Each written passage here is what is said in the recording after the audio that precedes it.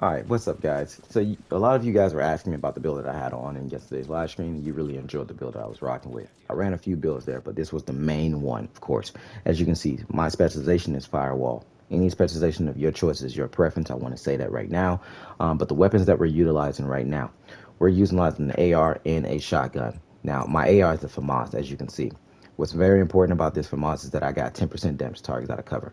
Now, when it comes to finding a weapon in this game, you want to make sure that weapon that you're looking for either has the good talent or that attribute. You can only roll one thing on a weapon, just to let you guys know that. That way you can work around it, of course.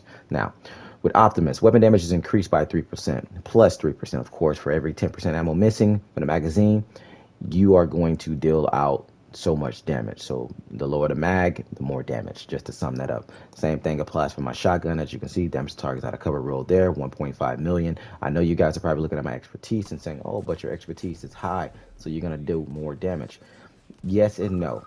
When it comes to weapons in this game, but focus on expertise in your weapons first when it comes to PvP and PvE, if that makes sense to you guys. Trust me, do that. All right.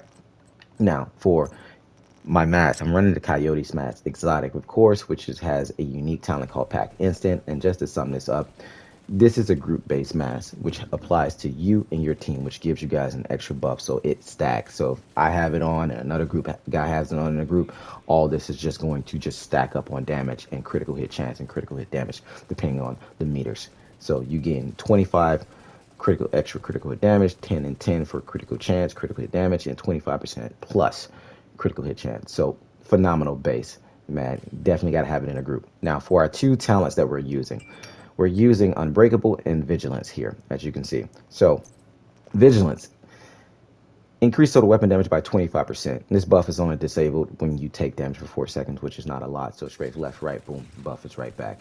As you can see, everything's rolled to red. And Grupo, we got one piece of Grupo, which is giving us extra 15% critical hit damage, 12% critical hit damage mod. These are the rolls that you want to have on. So make sure you pause the video so you guys can get a good look at it.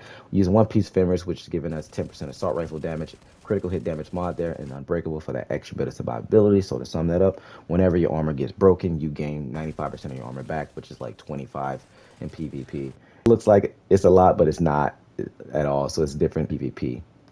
All right, so we're using one piece Picara's holster, which is giving us 10% skill haste and extra 15% weapon damage. This is the name Picard holster right here, so be sure to put that on your build, man. You're gonna love it. I kid you not. And we're using one piece Overlord knee pads, which is Foxborough, which is the name version, giving you an 8% damage targets out of cover because everybody fights out of cover in this game.